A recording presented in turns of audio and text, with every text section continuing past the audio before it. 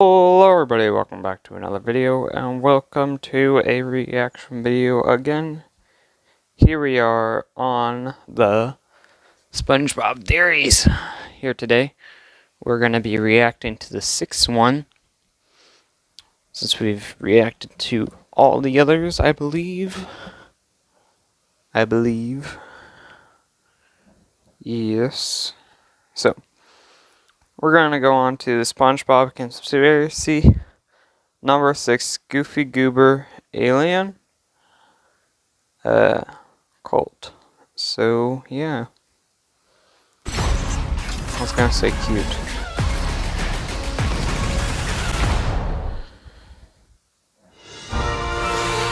Do you guys want to see this game, by the way? I haven't touched it at all. I've seen videos on it, but that is all. I know a few things, but other than that, if you guys want to see it on the channel, I can do it 100%. So, that's coming out the 10th. So next week. So that's right. You read the title correctly. This is the Goofy Goober Alien Death Cult Theory, and no, I am not joking. This seemingly innocent ice cream parlor is a front for something very sinister. The beloved SpongeBob movie actually has a much darker and tragic meaning to it. I am being 100% serious when I tell you that I think this is my best, most convincing theory yet. And if you thought my evolution theory was dark, well, get ready. This is the Goofy Goober Alien Death Cult Theory.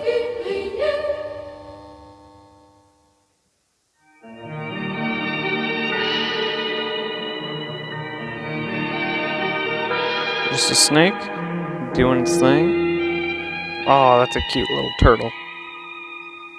Eating some celery. And a guinea pig. Look at that. Any more? Got some birds. No idea.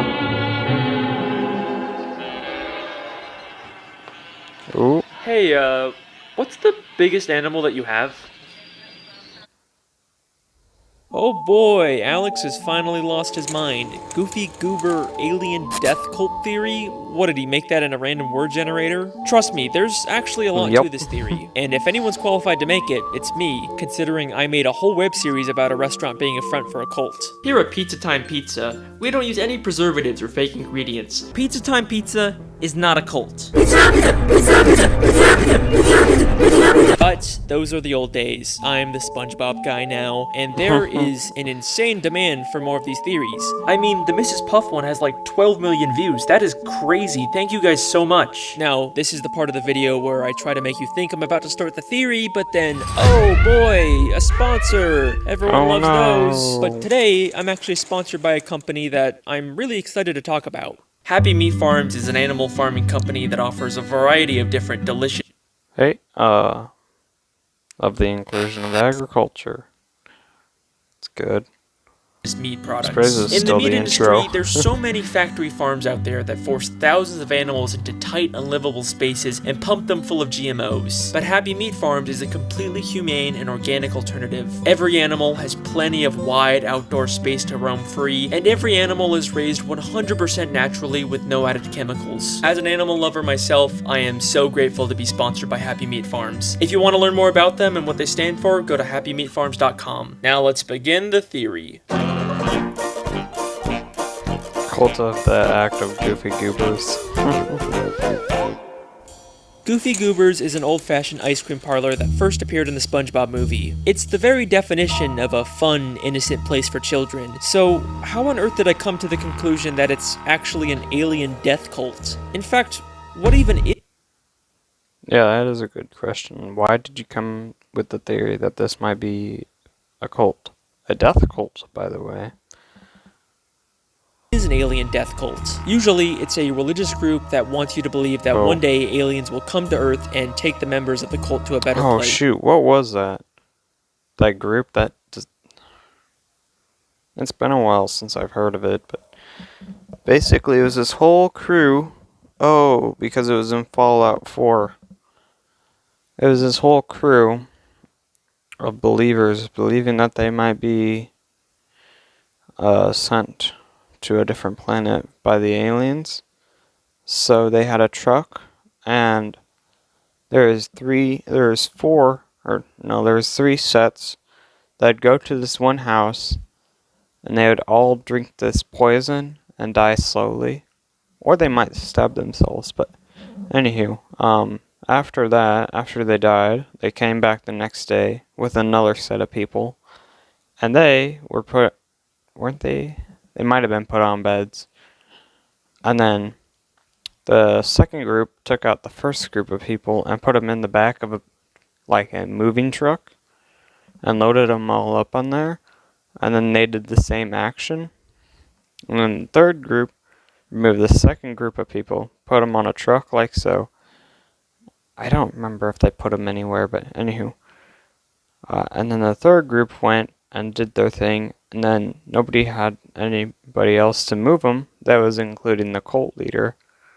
But there's two main leaders, and then the female died, who was part of the chosen one, basically. And yeah, that's what it is like right here.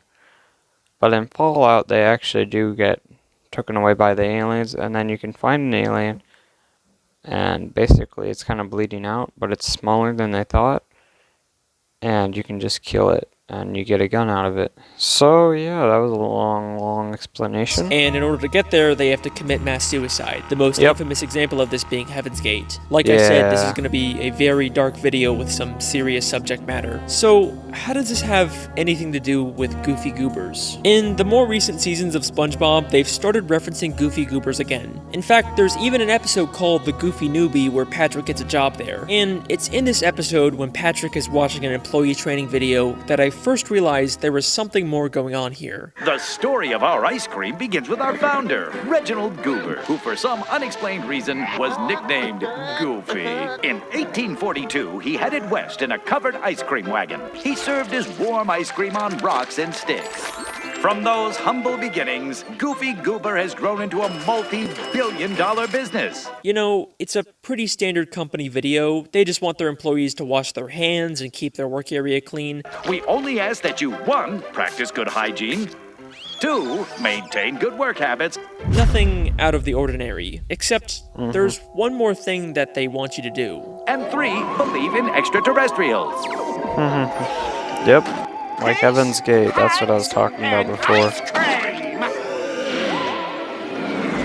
Huh. An organization that wants you to believe in aliens. That couldn't be a Heaven's Gate reference in SpongeBob, could it? No, that's crazy. And even if it was, it could just be a random throwaway gag. There's no way Goofy Goobers is actually a cult. I think they are referencing to Heaven's Gate in that situation. Right?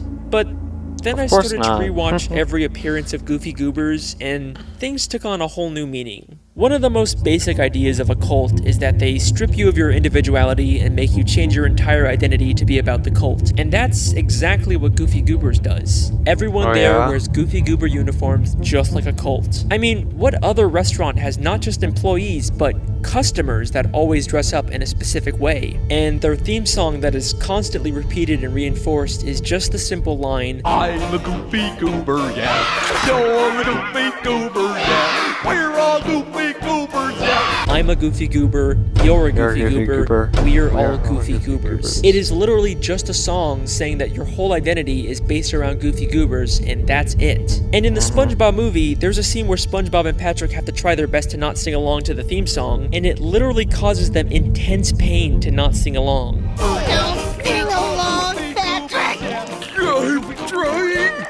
trying so hard. It's as if they've been brainwashed and physically can't stop themselves from singing it. And you can't... That is a good quote. It is kind of the reason why he might have thought they might have been a cult. So, I can see why he came up with the theory also with the floating ice cream UFO kind of deal like Heaven's Gate. Even just chalk this up to SpongeBob and Patrick being weirdos. Two other fish can't stop themselves from singing along, even though it means they'll get beat up for it. Goofy, Goofy, Goober, Goobers, yeah! And just like how many cults have an icon or god that they worship, Goofy Goobers has the dancing peanut mascot that's all over the restaurant's branding. I mean, just look at how excited all the kids are when he comes out. Goofy Goober!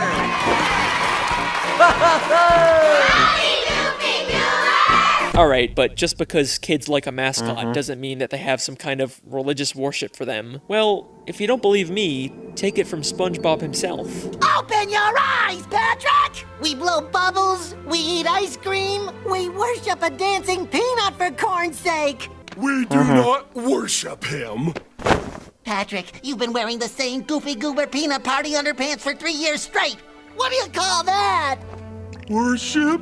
In the SpongeBob movie video game, there's even a Goofy Goober token that reads, "In Goofy we trust," replacing the word God with Goofy. Things are looking awfully culty, aren't they? Cults will also often create reading material about their beliefs for their followers to read, and Goofy Goobers is no exception to this. In the new SpongeBob spin-off, The Patrick Star Show, we see a Goofy Goober employee reading some kind of book about ice cream. And look at him, he's not busy working, he's choosing to read this in his downtime. I mean, compare him to Squidward, who sometimes reads in his downtime at work. It's not like he's reading about the Krusty Krab. This book looks a lot like it's a doctrine for a cult's beliefs. A major part of how cults get so successful is by getting their followers to give them money. Now, obviously, Goofy Goobers charges people for ice cream, but they actually convince their followers to trade their money for a made-up Goofy Goober currency. I don't know what Plankton's paying you, but if you let us go, I can make it worth your while.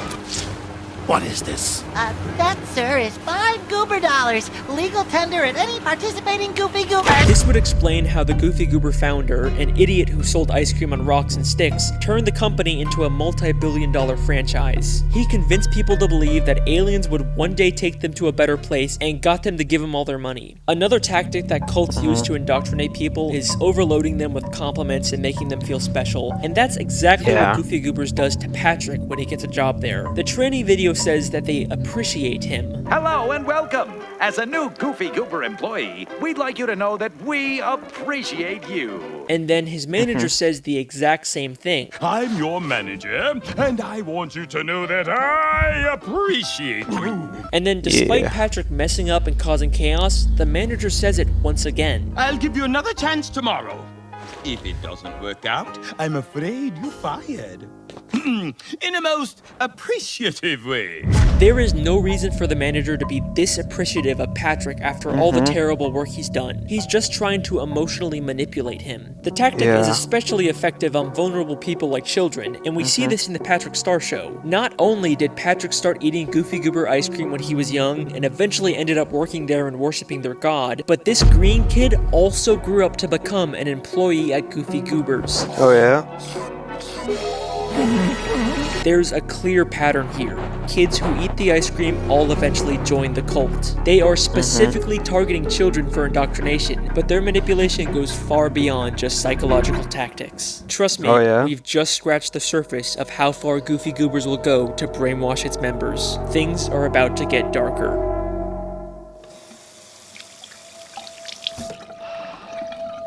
Oh god, another one of these bits. Like, I appreciate your work, but is it needed? Oh, there's the cat. Act 2, don't eat the ice cream.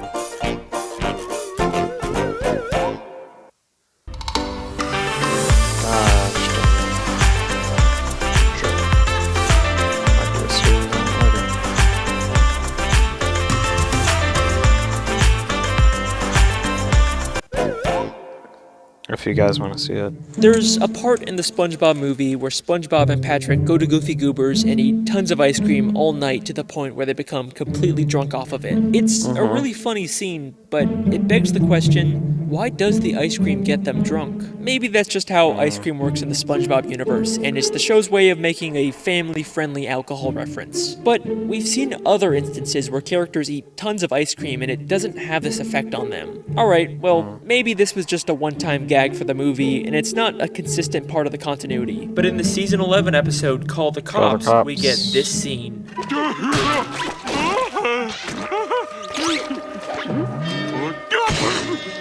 One too many Goofy Goobers again, eh, Patrick?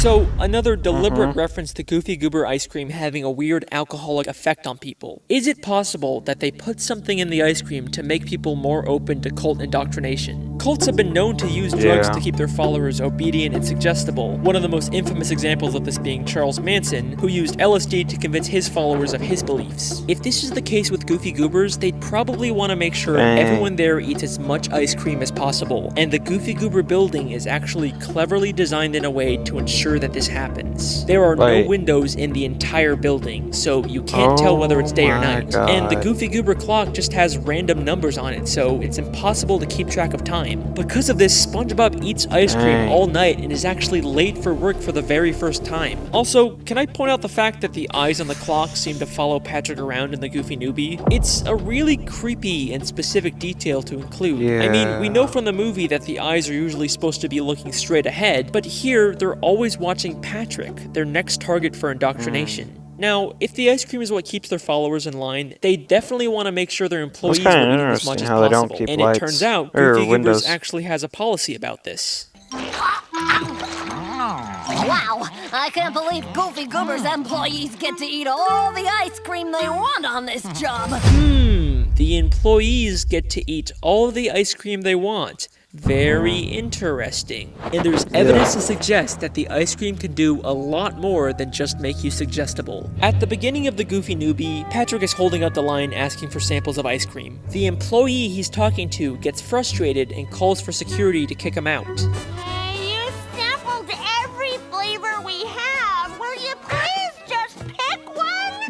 I would like you to use my spoon!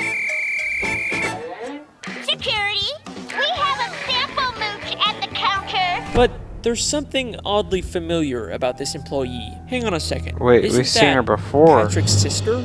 The new spin-off, The Patrick Star Show, is a prequel to the main show that introduces us to Patrick's little sister, Squidina. And here, we see her all grown up, working at Goofy Goobers. She's even credited as Squidina and has the same voice actor. In The Patrick Star Show, we actually do see her eating Goofy Goober ice cream as a kid, which fits with the pattern of kids who eat the ice cream eventually getting indoctrinated into the cult. Now, Squidina and Patrick have a very close, loving relationship in The Patrick Star Show, but here, they act like they're total strangers. It's not surprising that Patrick would forget his own sister, but Squidina is always portrayed as being smart. It's almost like she completely forgot about him. One of the biggest tactics that cults use to indoctrinate people is isolating them from their friends and family to make them more vulnerable and dependent on the cult. And that's exactly what we're seeing here with Squidina. She has no memory of her family. The ice cream might just be affecting her memory as well. I mean, if she was just meant to be some random reusable character here with no continuity, why would the creators go out of their way to specifically credit her as Squidina, unlike the other random employees who are just credited as employee? Feels like they're deliberately trying to draw attention to it. At the end of the Goofy Newbie, Patrick goes crazy and eats a ton of the ice cream, and then the episode ends in a very interesting way.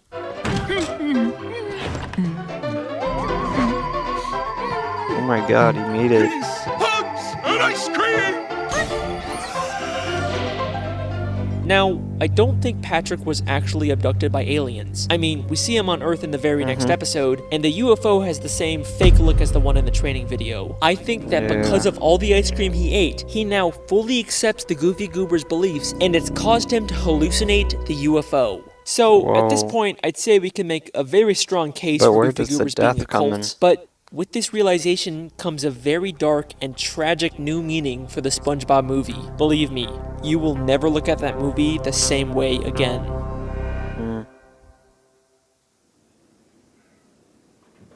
Another one scene.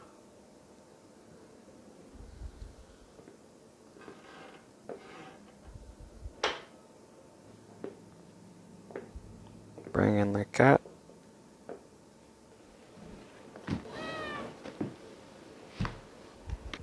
Wait, is this supposed to be in like cultish ways?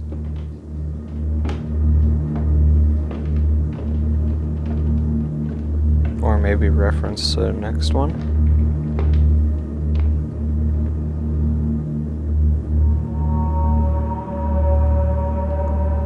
Just pitch black. Where's the light switch? Ooh.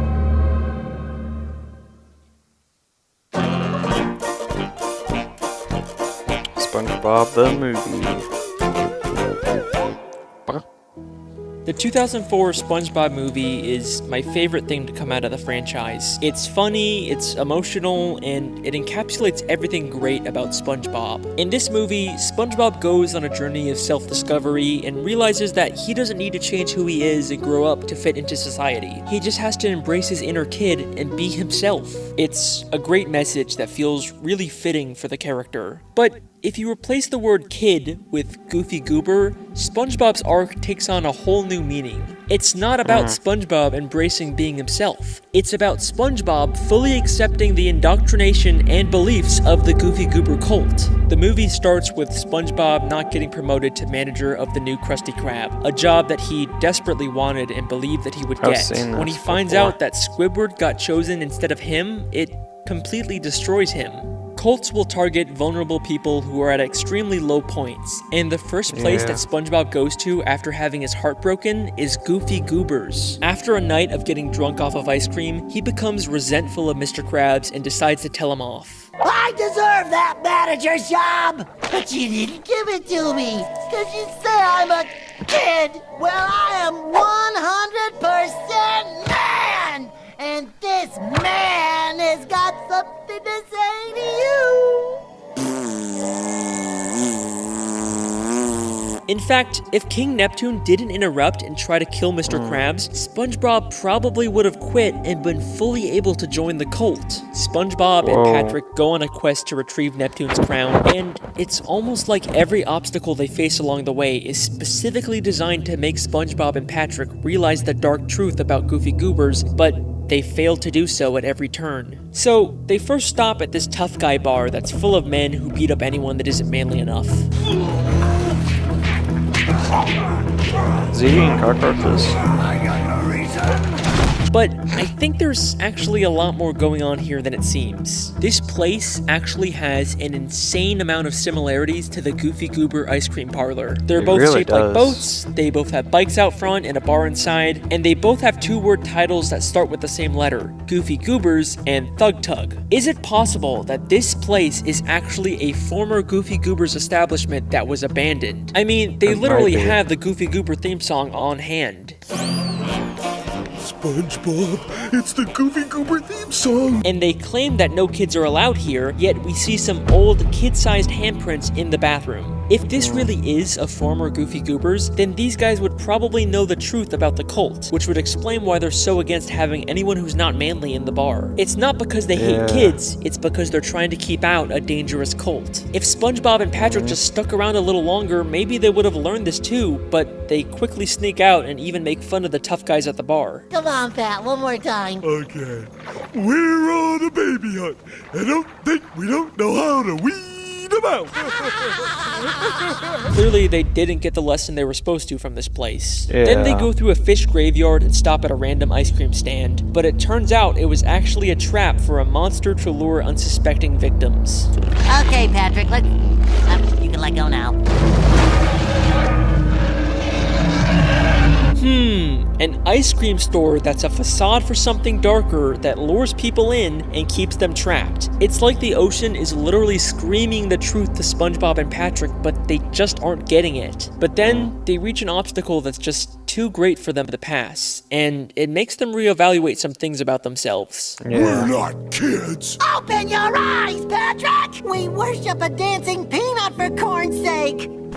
You've been wearing the same Goofy Goober peanut party underpants for 3 years straight. Oh, you're right, SpongeBob. It isn't until Mindy helps them realize that they're more than just Goofy Goober kids that they can continue on their journey. They sing an entire song about how they believe in themselves now, and Patrick even says this. Now that we're men, I changed my underwear. They have finally broken free from the cult's indoctrination, but unfortunately, it doesn't last very long. They're stopped by a hitman Plankton hired to take them out, and he completely destroys all the progress they've made to grow as characters. step aside and you won't have to feel the awesome wrath of our mustaches. These?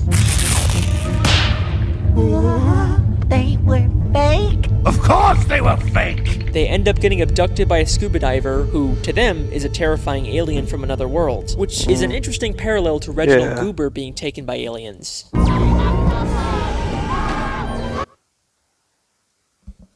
I can see why they would think that. But yeah. They're taken to Shell City in a room full of dead fish, a place eerily similar to a death cult after a mass suicide. While SpongeBob and Patrick are being dried to death, they decide to fully embrace the Goofy Goober's beliefs and spend their last moments alive singing the Goofy Goober theme song. I'm a Goofy Goober, yeah. You're a Goofy Goober, yeah. Goofy, Goofy, Goober, Goober. But then, just like death cults always promise, they and everyone in the room are reborn when the sprinkler system turns on.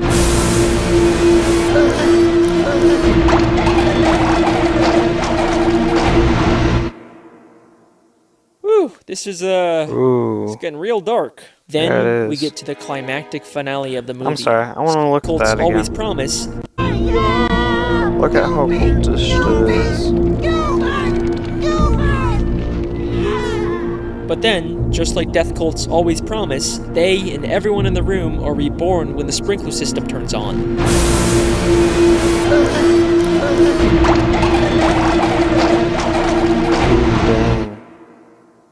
Whew, this is it's getting real dark. Then Yeah, it is. we get to the climactic finale of the movie. SpongeBob returns to the Krusty Krab, now a changed man. He has to battle Plankton and his army of mind-controlled slaves, and this is how the final confrontation plays out. And if I've learned anything during that time, it's that you are who you are. So yeah, I'm a kid, and I'm also a goofball, and a wingnut, and a knucklehead McSpagatron! What's going on here? But most of all, I'm... Hey, settle down. I'm... Take it easy. I'm- What the scallop? I'm a Goofy Goober. On first watch, this is such a satisfying and cathartic moment for SpongeBob. But in reality, this is the moment that he has gone past the point of no return and becomes a Goofy Goober. Now, this is normally when I pretend like the video was over and then surprise you with a last-minute twist, but I don't need to pretend this time. If you think this entire video has been insane rambling and none of this could possibly be intentional, well then just for you, I have saved my best piece of evidence for last. Are you ready?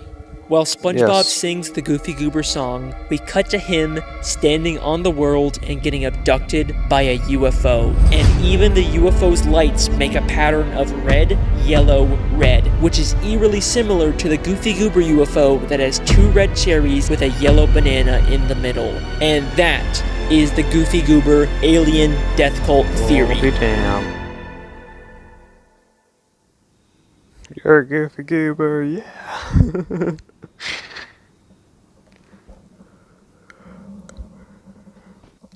I was not expecting that plot twist, but you know what? It happened. Everything okay? Are we good?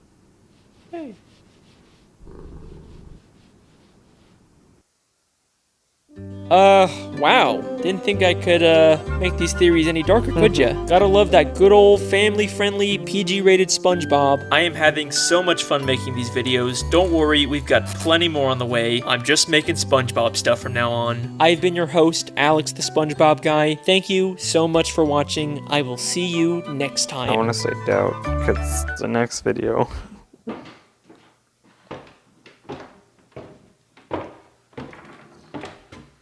What is you? Oh, he is wearing a SpongeBob t-shirt. Hey, Hey. I'm gonna assume you're still down here.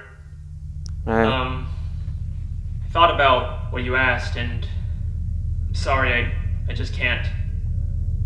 I mean, it's one thing to buy you meat, but a living animal, like a cat, that's not a line that I'm willing to cross.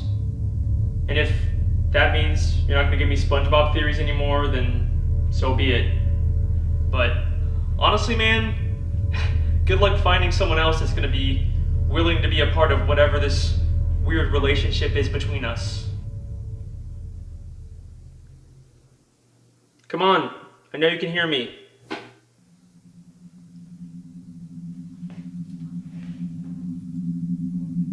God, I hate this so fucking much.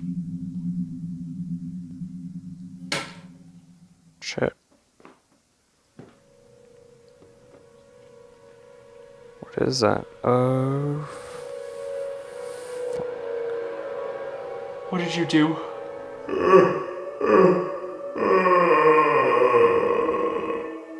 My boy, I took what you brought me. No, but I changed my mind. I didn't give you the cat. You purchased the cat. You brought it to this home. I simply finished the job. No, this is not what I wanted, okay? This isn't worth it. We are fucking done. What was in the bottle? Oh, it's another theory. My boy, we both know you can't go back now.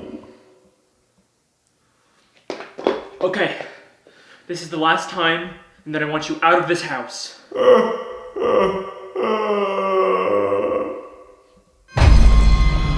Ah, fuck.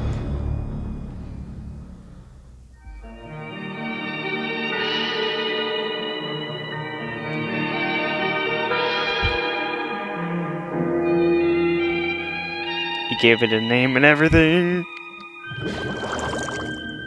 The SpongeBob guy.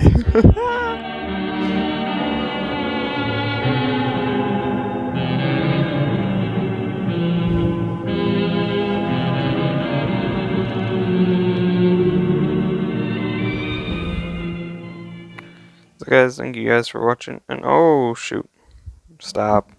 Thank you guys for watching, and I'll catch you all in the next one. Peace.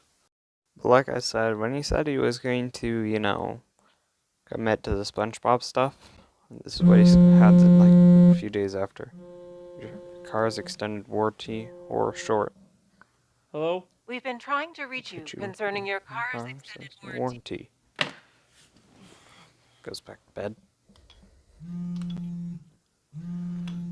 Hello? Hello? We've been trying to reach you concerning your car's extended. We've been trying to reach you. Yeah, I know. My car's extended warranty. Hello? We've been trying to reach you concerning your car. We've been trying to reach you concerning your car's car's extended warranty. You should have received something in the mail about your car's extended warranty. Yeah, I know. Damn it. And this is where it gets real fucking scary. Please stop calling me, okay? I don't care about my car's extended warranty. Something in the mail about your car's extended warranty. This is stupid. Since we've not gotten a response, we're giving you a final courtesy call before we close out your file. Press 2 to be removed and placed on our do not call list. To speak to someone about possibly extending or reinstating your Run away! press 1 to speak with a warranty specialist. This is your final notice before your car's extended warranty will expire. Okay, fuck this. Sir, are you okay? What? You've been in an accident. Does your car have an extended warranty? What the fuck? I like how he's like, get up. Alright, fuck this. And then Summer Schlatska, a spooky lady. And then Jordan go.